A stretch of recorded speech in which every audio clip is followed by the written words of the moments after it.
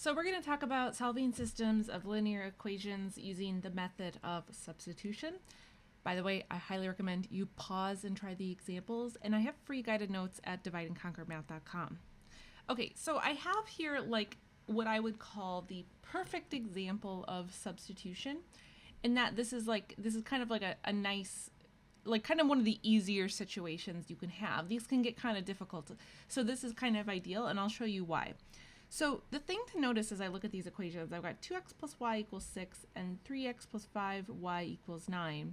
So with substitution, what you want to do is you want to solve for a letter. And if I look at all of these variables here, the easiest one to solve for would just be this y. So you have a choice to solve for any variable in any equation that you want. Okay, so let's note that. So step one is to solve one of the equations for one of the variables. I know that's like very general, but it literally is your choice, and you can kind of go with the path of least resistance. So I am going to take this equation here, and so let's see, I've got this 2x plus y equals 6. So to solve that for y, all I have to do is subtract off the 2x like this. So I get y equals negative 2x plus 6. Okay, so to make some space, I'm just going to note that right here, that these are the same thing. Okay, so now let me erase this. And now that I've solved this for y, what I'm going to do is I'm going to take this value of y, this basically says this is a value of y, and now I'm going to replace it in the other equation. So I have a y here, and I literally just want to take this result and I want to slide it in place of the y. So let me note that. Okay, so I'm going to substitute this result from y into the other equation. So just to be nice and clear, I'm going to take 3x plus 5y equals 9, and now where that y is, now I'm going to replace it with this negative 2x plus 6. So this is now going to turn into 3x plus 5 times negative 2x plus 6 equals 9. And so now let's just pause for a second and notice what this did. This has now changed the equation into something that's entirely in terms of x, which means that I can go ahead now and I can actually just solve for x. So let me clear a little space here. And let's go ahead and solve for x. So to do that, I have to first distribute the 5. So this will be 3x plus negative 10x plus 30 equals 9. Then I can collect my like terms. So 3x plus negative 10 is going to be negative 7. This is negative 7x. And then plus 30 equals 9. Subtract off the 30. Subtract off the 30. So now I have negative 7x equals negative 21, and then to finish solving for x, I can divide both sides by negative 7 to get x equals 3. Okay, so I have now the first part of the solution to this system. So let me note that up here, x equals 3, and now let me make some room. So after you solve for one of the variables, and sometimes it might be that you solve for x, other times it might be that you solve for y or a or b or whatever variables that you have. After you solve for that first variable, then you're going to substitute it back into either one of the equations. You could even substitute it into this equation. So whatever form of the equations that you want, you can substitute it back in to solve for the other variable. So let me note that. Okay, so I've noted here that I want to solve, well, we already did this step, right? We solved for the first variable, so I just wanted to note that that was something that we did. And now we want to substitute the first solved variable into one of the equations to solve for the other variable. So let me make some space. And just for fun, I will plug this x equals 3 into the second equation. It totally doesn't matter which one you want to do this in, so I've got this 3x plus 5y equals 9. So now I'll replace the x with the 3. And now we're just going to go through the work to solve this. So this becomes 9 plus 5y equals 9. Subtract 9 from both sides to get 5y equals 0. Divide both sides by 5. 0 divided by anything will always just be 0. So there's my other solution. So I get y equals 0. Okay, so now we want to state this as an ordered pair and check it. So let's note that. Okay, so I've got this solution then 3, 0. And so remember, the thing that you want to do is when you check solutions, you have to check them in both of your equations, okay? So let's start with the first equation. So this is going to be 2 times 3 plus 0. So that definitely equals 6, right? Because this will just be 2 times 3 is 6. And then for the other one, I've got 3 times 3 plus 5 times 0. Does that equal 9? So yes. So we found the right solution in this case. And so that's the idea then behind substitution. So I have an example here if you're trying to learn this. I highly recommend that you pause the video here and I'll kind of walk you through some of the steps. So first things first, what would be the best variable to solve for? You have any choice that you want. Which one looks like it's going to be the easiest? Well, in this case, it looks like it's going to be x. So what I would encourage you to do is solve for the x and then try to substitute it into the other equation. And after you've done that, hit play. Okay, so starting with step 1, so I have this x minus 2y equals 10. So to begin, I'm going to add the 2y to both sides, and this will be x equals 2y plus 10. So now what I want to do is I want to take this result and I want to plug it into this x here. So I'm going to take my 5x minus 7y equals 20. And now I'm going to replace this x with this result here of the 2y plus 10. So to substitute that, this is going to be 5 times 2y plus 10 minus 7y equals 20. So from here, you should go ahead and pause the video, solve for y, and then hit play when you want to check your solution. So in solving for this, I have 10y plus 50 minus 7y equals 20. So if I collect my like terms, this will be 3y plus 50 equals 20. And then I can subtract off the 50. So I get 3y equals negative 30. And if I divide both sides by 3, I get that y equals negative 10. So let me start by just noting that y equals negative 10. Okay, so now I need to take this result and I can plug it into any equation that I want. So let me clear some space. And I will substitute this value. You know what? I'll substitute it in the first equation this time. So I've got x minus 2 times negative 10 equals 10. So this is x plus 20 equals 10. And then I'll subtract off the 20 to get x equals negative 10. Okay, so now I have to state this as a ordered pair. So this will be the ordered pair negative 10 is my solution. But I also just want to take a moment to check this and make sure that I got this right. So plugging this into the first equation, I'm going to put negative 10, 10 into this. So this will be negative 10 minus 2 times negative 10. Is that going to equal 10? Well, this becomes negative 10 plus 20, so yes, that does equal 10, so we're good to go there. So now let's try the other one. So I've got 5 times negative 10 minus 7 times negative 10. Does that equal 20? This is going to give me negative 50 plus 70. That definitely equals 20. So we are confident that we found the right solution.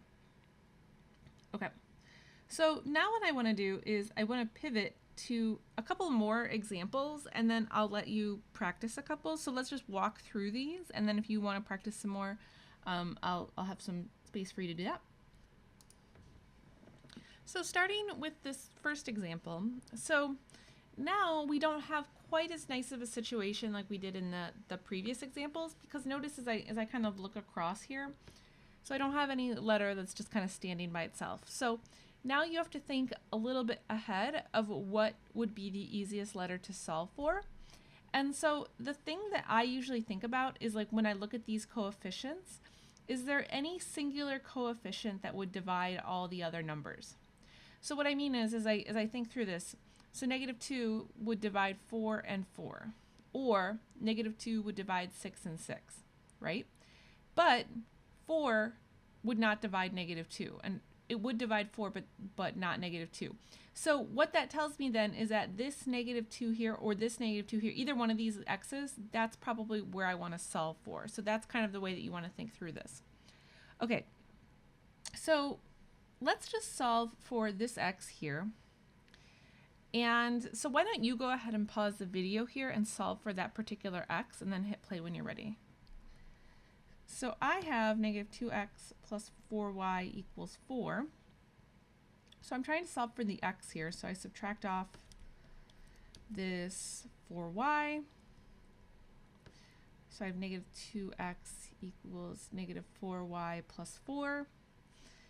And then I'm going to divide each part by negative 2 to get that x equals, now be careful with the negative here, this becomes 2y, positive 2y, minus 2. So all of the negatives now flipped. Okay, so now that I have that result, I can plug this into the other equation. So let's do it. So I've got this 2x plus 6y equals 6. So now I'm going to replace the x with this 2y minus 2. Now I can go and solve for y. So distribute the 2 to get 4y minus 4 plus 6y equals 6. So I can collect my like terms. The 4y and the 6y will give me 10y. And then I can add the 4 to each side to get 10y equals 10. Divide both sides by 10, and I get y equals 1.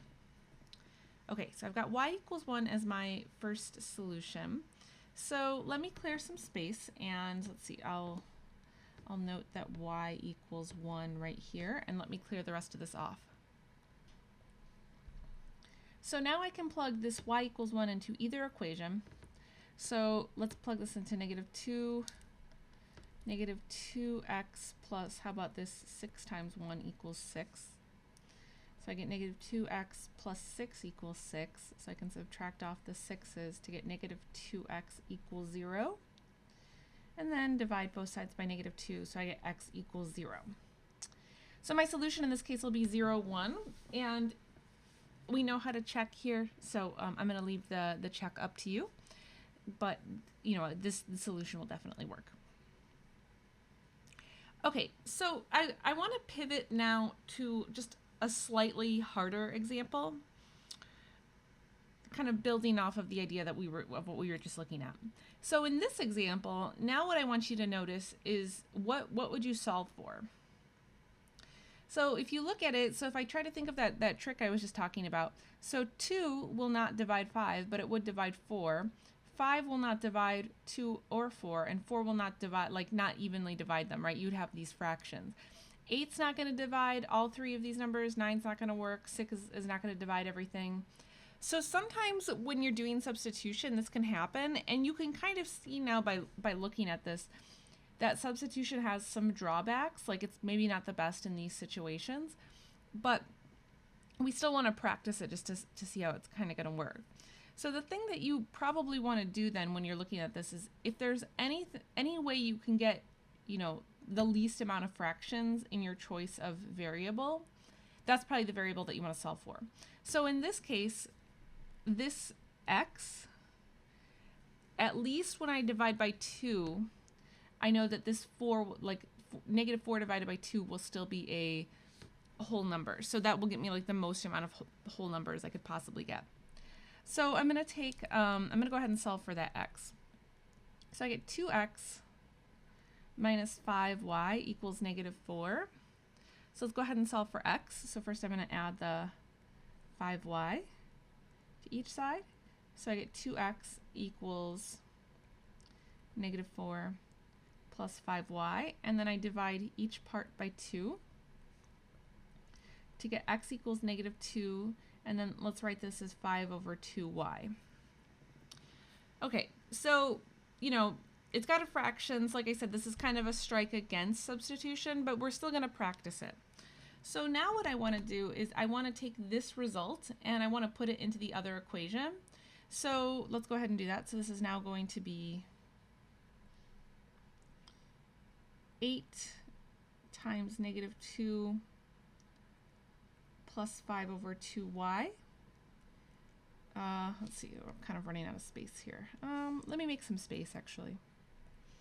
Okay, so let's try that again. So I've got 8 times negative 2 plus 5 over 2y minus 9y equals 6.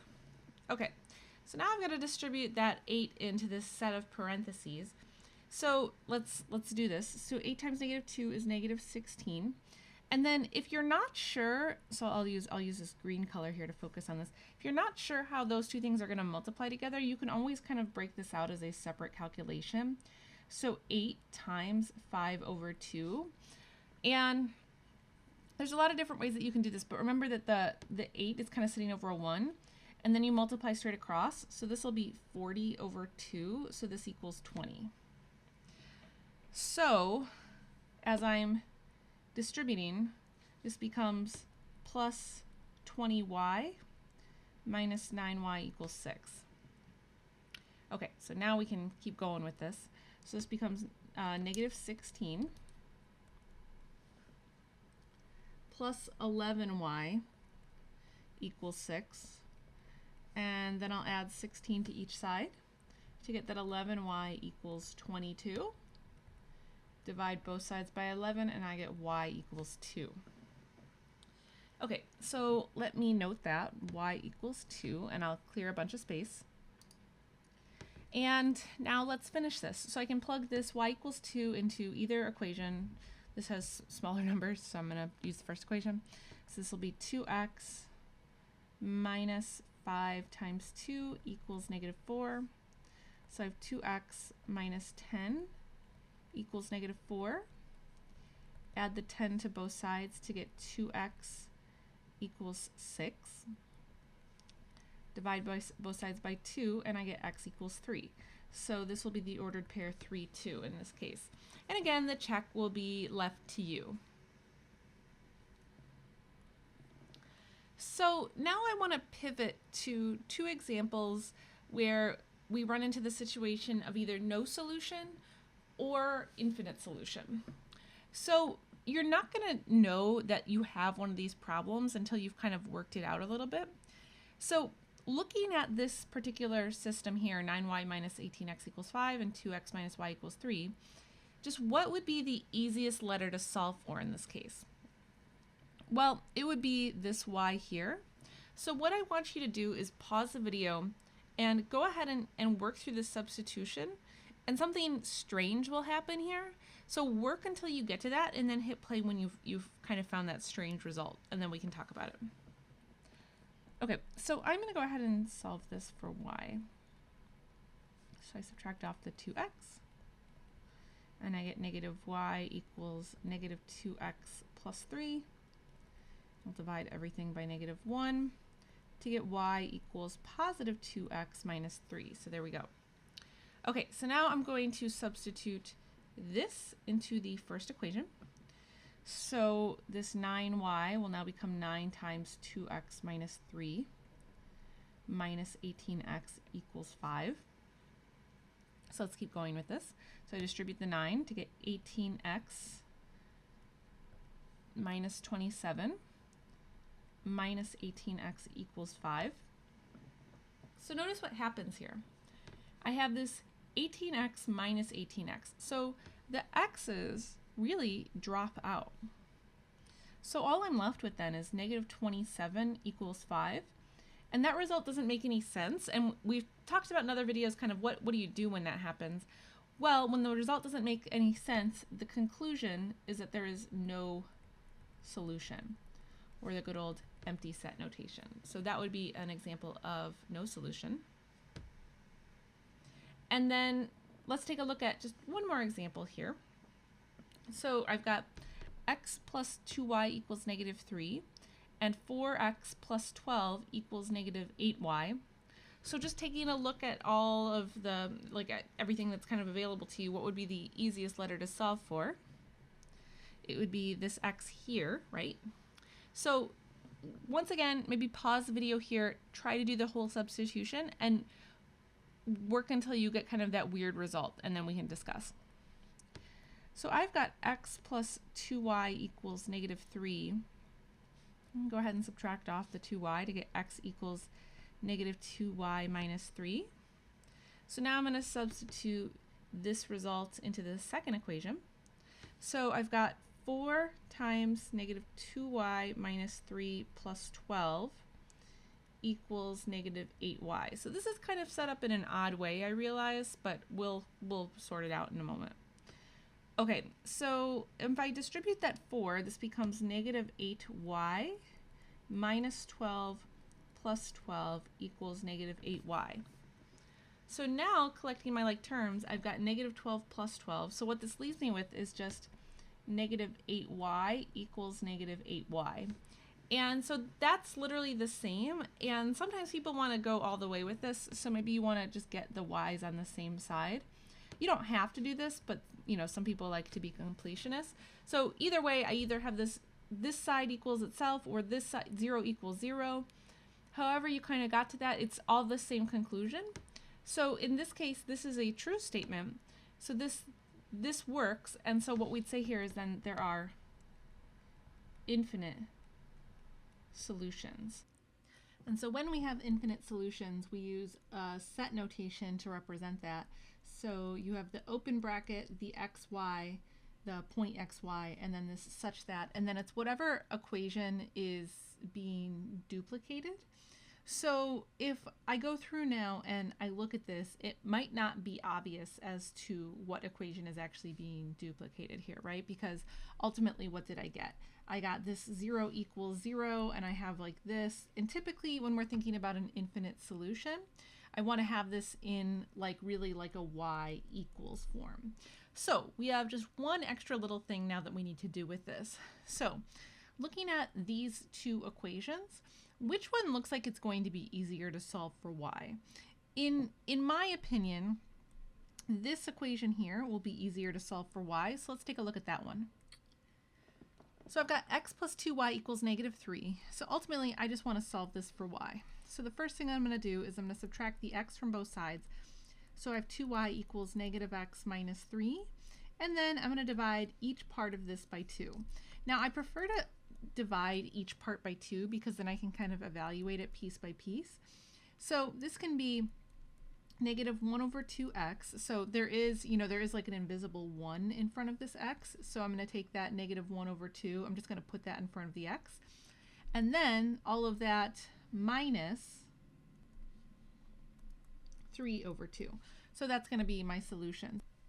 So now I can write my open bracket xy, I write the bar, and then I write that y equals negative 1/2 x minus 3 halves. And then don't forget to close the bracket. Okay, and so that brings us to the end of this video. So I will see you guys in the next one. Bye!